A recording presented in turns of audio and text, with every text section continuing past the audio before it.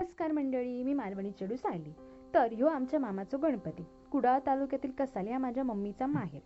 तर आमच्या मामाकडे 7 दिवस गणपती बाप्पा विराजमान झालेले असतं. त्याचं कारण असा की सगळ्या बहिणींका दर्शनाक येऊक मिळाक हव्या म्हणून.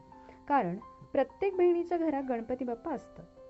सर्वजण एकत्र येतं तेव्हा खूप मजा येतं.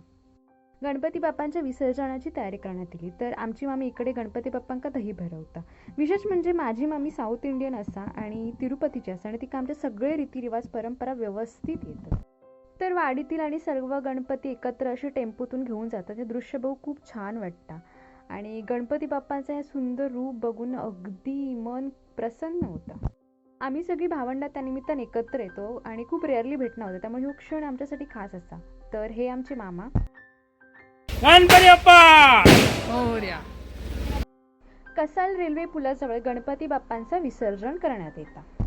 विसर्जनाच्या वेळी सगळे भाऊक होतातच, कारण प्रत्येकाक ह्यो क्षण नकोसो वाटतं. नारळ फोडून त्यातील पाणी गणपती बाप्पांवर वाहिलं जातं. नंतर पुन्हा एकदा गणपती बाप्पांची आरती करण्यात येतं. नंतर मग बाप्पा आपल्या गावात जाण्यासाठी तयार असत. बाप्पा चालले आपल्या गावाला, चैन पडेना आमुच्या मनाला. हे माझे भाव गणपती बाप्पांचा विसर्जन करत असत. माका हे एक आवर्जून सांगक आवडत की कोकणातील गणेश चतुर्थीचं वैशिष्ट्य म्हणजे गणपती बाप्पाचा डेकोरेशन असो की गणपती बाप्पाचे पूजन आणि विसर्जनापर्यंत सगळे गोष्टी व्यवस्थित रीतिरिवाजानुसार केले जातात.